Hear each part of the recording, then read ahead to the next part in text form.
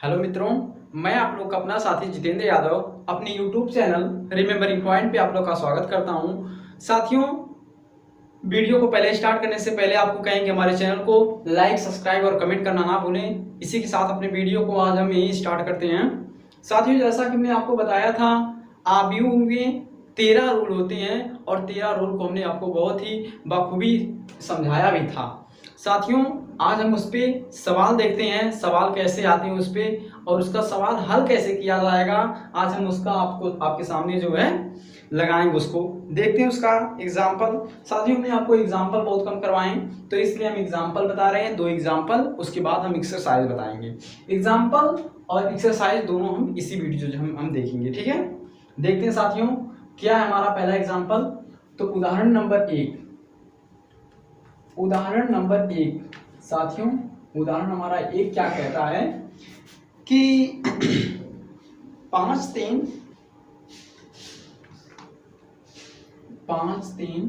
x और 7 is equal to y z और क्या है 1 7। साथियों, तो कह क्या रहा है कि तो x y और z का मान ज्ञात कीजिए। हमको वैल्यू फाइंड आउट करना है किसका, x y और z का।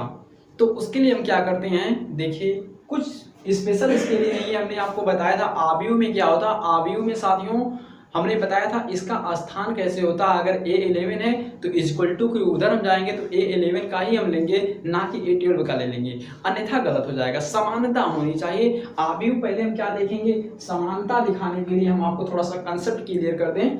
समानता, इक्वेलिटी, समानता दिखाने के लिए साथियों, समानता दिखाने के लिए हमको क्या करना होगा, पहले हम ये देखेंगे कि हमारा किस ऑर्डर का है। जो हम इक्वलिटी दिखा रहे हैं 2 मैट्रिक्स में, तो साथियों उसका क्या एक ऑर्डर जो है समान है या नहीं है, उसको हम लोग जानते हैं। समानता का मतलब होता है कि अगर A11 आप पहले का लिए हैं तो दूसरे मैट्रिक्स का भी A11 ही लेंगे, ना कि आप A12 ले लेंगे तो गलत हो जाएगा। अगर आपने A12 ले लिया साथियों, A मैटर गलत हो जाएगा, ठीक है। तो हम ये जानते हैं किस ऑर्डर का आपका है, तो 2 गुणे 2 का है। कैसे पता चलेगा, ये देखिए आपका पंक्ति होती है, दाएं से बाएं पंक्ति होती है और ऊपर से नीचे क्या होता है, ये स्तंभ होता है साथियों, जिसको आप रो कहते हो, और ये आपका पंक्ति है। पंक्ति को आप कॉलम कहते हो, इसलिए हम इसको C से दिखाते हैं, पंक्ति, और ये क्या है, कॉलम, ठीक। ये क्या है आपका रो है और ये आपका कॉलम है, ठीक। अरे गलत बता दे क्या सर, ये देखिए स्तंभ है, रो रो रो रो मतलब पंक्ति है रो, और ये क्या है, कॉलम है। मेरे प्यारे दोस्तों, अब हम जानेंगे इसका हल कैसे, आप x y z का मान कैसे निकालेंगे, उसको हम लोग देखते हैं। A11 है, A11 का चीज मिलाएंगे, y इज इक्वल टू, क्योंकि इक्वल टू है तो इक्वल टू लगाएंगे, इक्वल टू 5। साथियों यहाँ पे देखिए z है, यहाँ पे 3, तो यहाँ पे z बराबर 3। साथियों यहाँ पे x है, यहाँ पे 1 है, तो x बराबर 1। ये आपका x y और z का मान रहा बहुत ज़्यादा हार्ड नहीं है, ये आपका इनवर्स ट्रिग्नोमेट्रिक फंक्शन से भी सर आसान है, आप लोग इसको कर सकते हैं, ठीक है। अगला हम लोग देखते हैं क्या एग्जांपल है।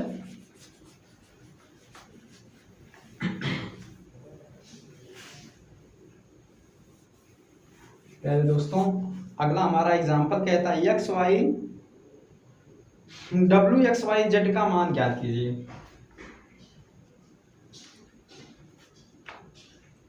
w(x, y और z का मान ज्ञात कीजिए, का मान ज्ञात करें। मेरे प्यारे दोस्तों, आप लोग इसका देखिए क्या है क्वेश्चन, लिखता है x माइनस वाई, A11 के स्थान पे 12 के स्थान पे है 2x प्लस z है, और यहाँ पे 21 के 2x माइनस वाई और 3z plus W, 3z plus W, ये बराबर साथियों है -1 0 और 13। मेरे प्यारे दोस्तों आप लोग इसको देखिए, इन सवालों को हम लोग देखते हैं कैसे हल इसका होगा, आप लोगों को हम समझाते हैं। ठीक है, देखिए आप लोग, ये देखिए 11 का स्थान है तो ये 11 के स्थान के इक्वल में हो जाएगा, यानी कि x माइनस वाई बराबर क्या साथी हो जाएगा -1। इसको आप इक्वेशन फर्स्ट भी कह सकते हैं। ये देखिए 21 के स्थान पे है तो 2x minus y is equal to 0 है तो 0 आप लिखेंगे। इसको आप इक्वेशन सेकंड बना सकते हैं जस्ट इसी प्रकार से 2x प्लस जेड बराबर 5। साथियों आपका इक्वेशन थर्ड इसको कर लीजिए और इसी तरह से आप 3z प्लस डब्ल्यू थोड़ा अच्छे से बना दें, 3w बराबर क्या साथियों 13 है तो 13 हम लिख लेंगे। मेरे प्यारे बंधुओं देखो आप लोग इसमें क्या है, हम इसको समीकरण को क्या विलोपन विधि से हल कर लेते हैं। कक्षा 10 में आपने पढ़ा होगा 4 गुणनखंड होते हैं, 4 प्रकार से ग्राफ, एक ग्राफ से होता है और एक तो आपका वज्र गुणनखंड, एक विलोपन और एक प्रतिस्थापन विधि होता है। तो साथियों यहाँ पे हम विलोपन का प्रयोग करेंगे क्योंकि आप लोग जानते हैं विलोपन आपका क्या होता है, बहुत छोटा मेथड उसका होता है कि x का मान निकालिए, y का मान निकालिए, बस वैल्यू फाइंड आउट हो गया। तो इसमें क्या करते हैं विलोपन विधि से हल करते हैं। कौन सा विधि है, विलोपन, ये मात्रा इधर आएगा, विलोपन कौन सा विधि है कोई कहेगा तो विलोपन। साथियों देखिए यहाँ पे प्लस है, यहाँ पे भी प्लस है और यहाँ पे माइनस, यहाँ पे माइनस, यहाँ पे प्लस, यहाँ पे प्लस। साथियों हम क्या करते हैं इसको घटा देते हैं, कहेंगे समीकरण 2 माइनस समीकरण 1। साथियों यहाँ पे हम घटाते हैं तो 2x माइनस वाई बराबर 0, x माइनस वाई बराबर -1। साथियों इसको जब हम घटाते हैं तो हमारा चिन्ह क्या होता है, बदल जाता है। देखिए यहाँ पे माइनस हो जाएगा, यहाँ पे प्लस हो जाएगा और यहाँ पे माइनस से क्या हो जाएगा, प्लस हो जाएगा। यहाँ साथियों घटेगा तो x बराबर क्या आ जाएगा आपका 1। अब ये x बराबर जो 1 आया है यही आप मान ले जाके समीकरण नंबर 1 में रख दीजिए। कहेंगे कि x का मान समीकरण 1 में रखने पर, मेरे प्यारे दोस्तों x बराबर 1 यहाँ पे रखिए, 1 माइनस वाई बराबर -1, y को उधर ले जाइए, ये इधर जाएगा तो 1 प्लस 1 बराबर y, तो y बराबर क्या साथी हो जाएगा आपका 2। अब देखिए x का मान 1, y का मान 2, तो x का मान एक काम करिए यहाँ पे समीकरण नंबर 3 में रख के देख लीजिए। ठीक है, देखिए साथियों बहुत आसान है, बहुत ज़्यादा कठिन नहीं है। देखिए यहाँ पे हम कर दे रहे हैं मिटा के क्योंकि हमारे पास जगह नहीं है। ठीक है बच्चों देखो x का वैल्यू 1 है तो x बराबर 1 समीकरण नंबर 3 में रखने पर, समीकरण 3 में रखने पर दोस्तों 2 गुणे 1 प्लस z बराबर 5। साथियों यहाँ देखो 2 एकम 2 प्लस z बराबर 5, z बराबर क्या हो जाएगा 5 माइनस 2 बराबर 3। z का मान मिल गया, x का मान मिल गया, y का मान मिल गया। निकालना किसका आपको, w का मान हो निकालना। साथियों ये भी देख लीजिए 3z का मान आपको पता चल गया है 3 है, 3 × 3 प्लस w निकालना, उसको रहने दीजिए, बराबर आपका 13 है, 13 रहने दीजिए, 3 3 का 9 प्लस w बराबर 13। तो साथियों w बराबर क्या हो जाएगा 13 माइनस 9 बराबर क्या हो जाएगा आपका 4 हो जाएगा। तो मेरे प्यारे मित्रों जैसा कि आपने पाया क्या, x बराबर 1 वैल्यू, y बराबर 2 पाया, z बराबर 3 पाया और जो w आपका है w बराबर आपने क्या पाया 4। ऐसा आपको इसका हल करना पड़ेगा। ठीक है, आई होप आप लोग को वीडियो हमारी समझ में आ रहा होगा, जो हम बता रहे हैं शायद आपको समझ में आ रहा है, क्योंकि बच्चा कोई कमेंट इस समय कर नहीं रहा है कि हमको पता चले कि मतलब हम सही पढ़ा रहे हैं या फिर बच्चों आपको तेज पढ़ा रहे हैं या फिर बहुत स्लो पढ़ा रहे हैं। तो आप लोग बताइए, अगर आप बताएंगे नहीं तो हम कैसे समझ पाएंगे भाई, प्लीज़ आप लोग बताइए। ठीक है, हम लोग अगला देखें। हाँ देखिए सर, आप अगला देखिए। ठीक बेटा, आप लोग आइए, हमारा साथ दीजिए और हम आपको बताने का प्रयास करेंगे, आपको समझाने का प्रयास करेंगे। ठीक है, आप देखिए हमारा एग्जाम्पल यहीं पे खत्म हुआ। बहुत ज़्यादा हार्ड नहीं यार, अभी आप लोग कर सकते हो। अभी देखो बता रहे हैं ना, पूरा पढ़ डालोगे, आपको बोरिंग महसूस नहीं होने देंगे, इतना तो वादा है हमारा। साथियों, अब क्या है, प्रश्नावली आपका आ गया। प्रश्नावली 3A, क्या कहेंगे 3A, और इसको 3.1 कह सकते हो। क्या कह सकते हो 3.1। मेरे प्यारे मित्रों, जो आपका पहला क्वेश्चन है, कह रहा है, पहला क्वेश्चन क्या कह रहा है कि कह रहा है कि सर A बराबर आव्यूह A बराबर आपको दे रखा है क्या 2, 5। साथियों अपने से बता दे रहे हैं, छोटा छोटा बताएंगे। 2, 3, 4, 5, 6, 7। अब सर आपसे पूछ क्या दिया कि आप देखिए, इसमें देखिए 4 पॉइंट पूछा है। 4 पॉइंट हम आपको बताएंगे। क्या पूछा है सर, देखिए आव्यूह की कोटि, पहला है आव्यूह की कोटि, दूसरा क्या है अवयवों की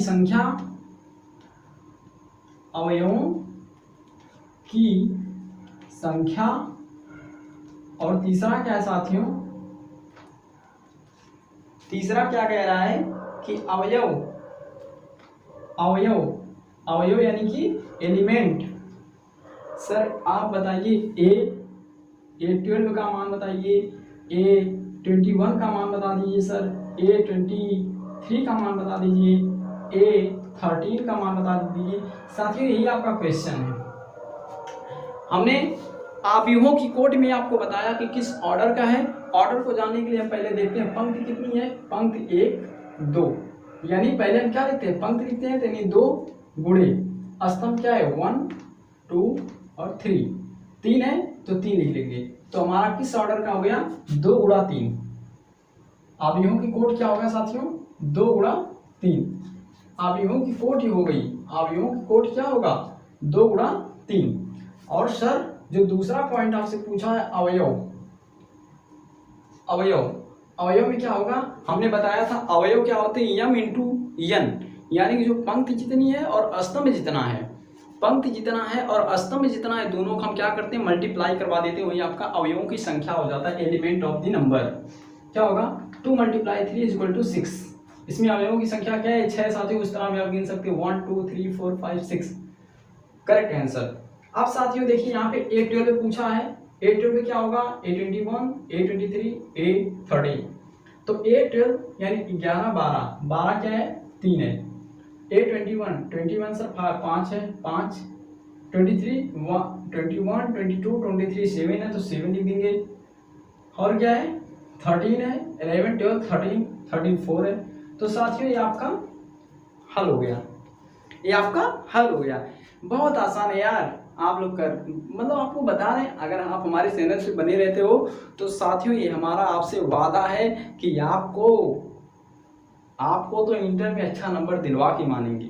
अगर आप लोग हमारा साथ दे रहे हैं तो हम भी आपका साथ देंगे, पूरा टॉपिक बताएंगे, गहराई से आप लोगों को बताएंगे। साथियों ये तो हमारा वादा है।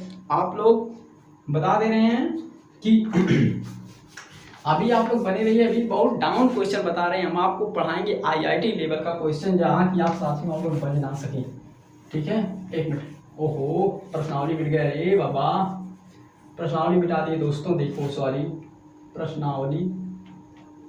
प्रश्नावली 3A।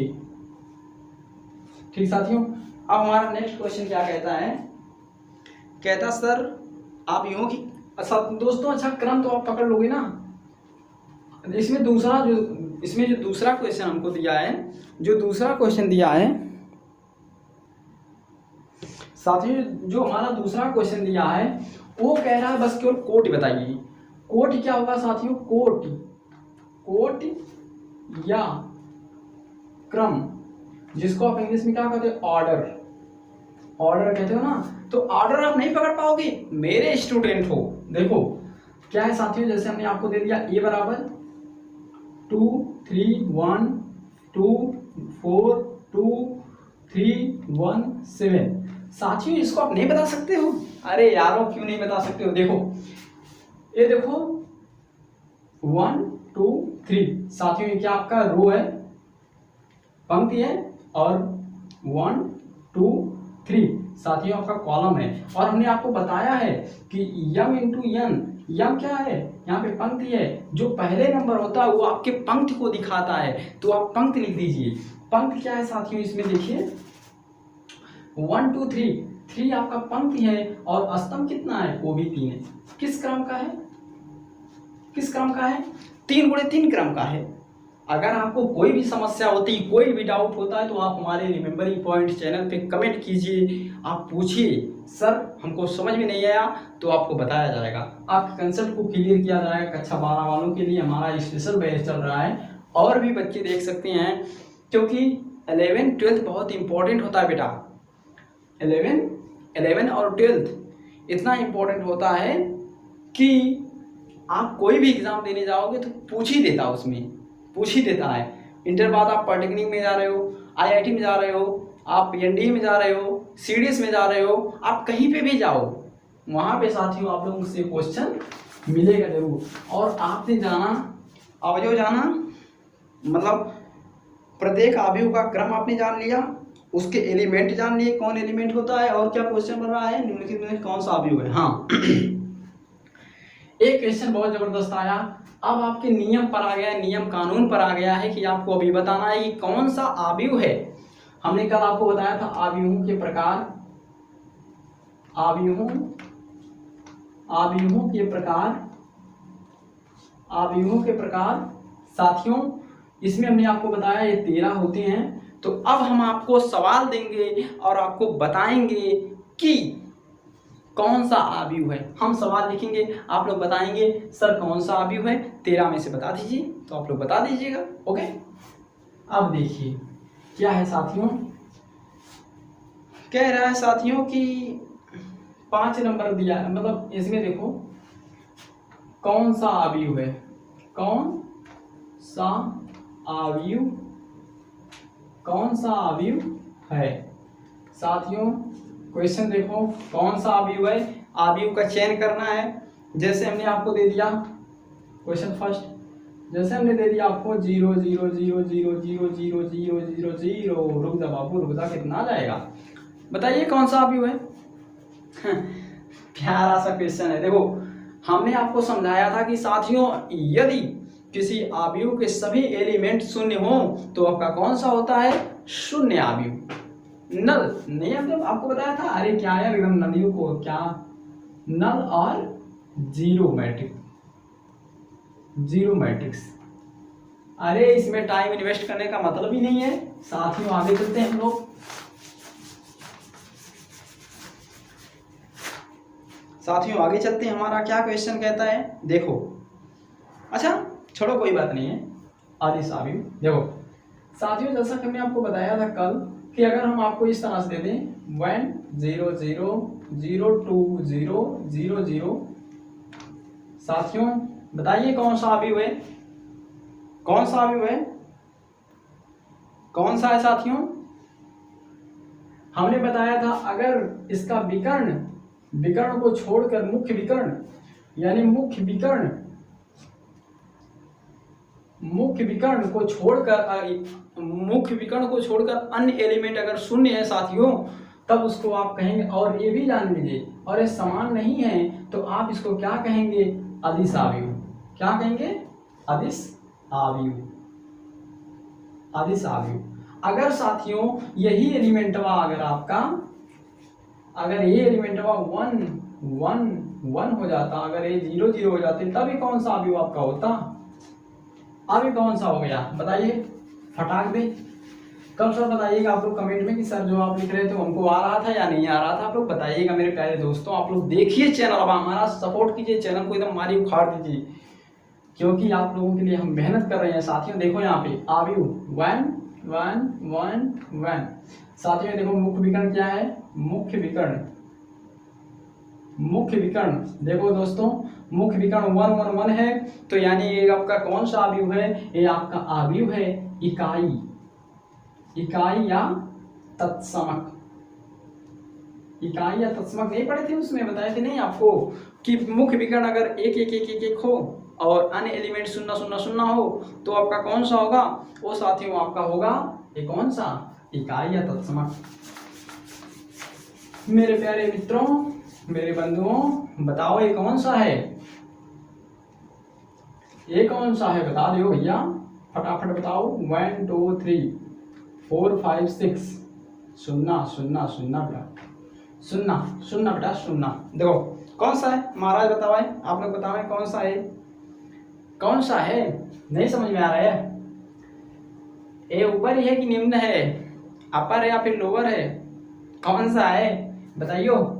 देखो हमने बताया था आपको कल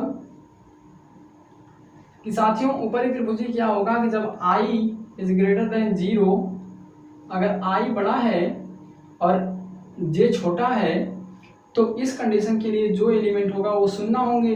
ये आपका कौन सा हमने बताया था कल आपको, ऊपरी त्रिभुजी।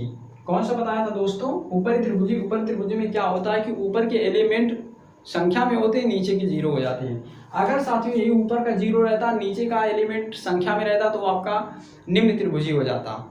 निम्न त्रिभुजी यानी कौन सा त्रिभुजी कौन सा होता है, त्रिभुजी आप जान लो कि जो संख्या अगर ऊपर का है तो ऊपर त्रिभुजी, अगर नीचे का गिनती है तो नीचे का, ठीक है, निम्न त्रिभुजी है। साथियों ये सब छोटे छोटे बातों में हमको नहीं बजना है, हमको आगे चलना अपने सवाल पे। सवाल क्या कहता है हम लोग देखते हैं।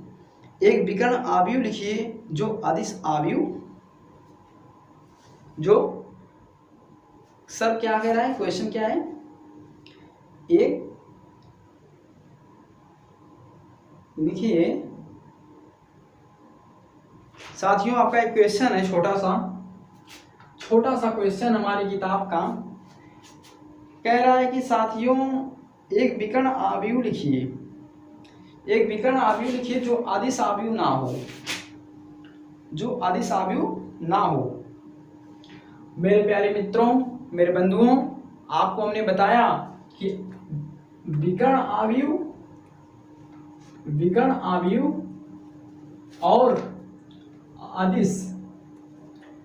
अदिश आव्यूह में बहुत ज़्यादा अंतर नहीं है साथियों। इसमें क्या होता है कि इसमें जो गिनती होती है 1 2 3 0 0 0 0 0 0, साथियों इसका जो विकर्ण होता है वो भिन्न भिन्न होता है, लेकिन इसमें क्या होता है साथियों, जैसे यहाँ पे 3 है 0 0 0 3 0 0 0 3। अदिश आव्यूह में क्या होता है, जो मुख्य विकर्ण होता है ये एक ना होकर, 1 ना होकर अन्य कोई गिनती हो जाती है, वो समान जो विकर्ण रहता है वो आपका सदिश आव्यूह हो जाता है। विकर्ण आव्यूह क्या है आपका, विकर्ण आव्यूह क्या होता है साथियों, इसका जो विकर्ण होता है वो गिनती अलग अलग हो जाती है। मेरे प्यारे मित्रों अभी हम लोग देखते हैं, ठीक है, यही आपका विकर्ण आव्यूह, अब विकर्ण आव्यूह पूछ रहा था। अगला क्वेश्चन क्या है सर बताइए फटाक से, अगला कौन सा है। अच्छा कह रहा सर, ओके दोस्तों, हमारा लास्ट क्वेश्चन कह रहा है कि एक यदि किसी आव्यूह में 18 अवयव हैं, इसकी संभव कोटियां क्या हैं। कह रहा साथियों देख लो ये क्वेश्चन और देख लो, यदि किसी आव्यूह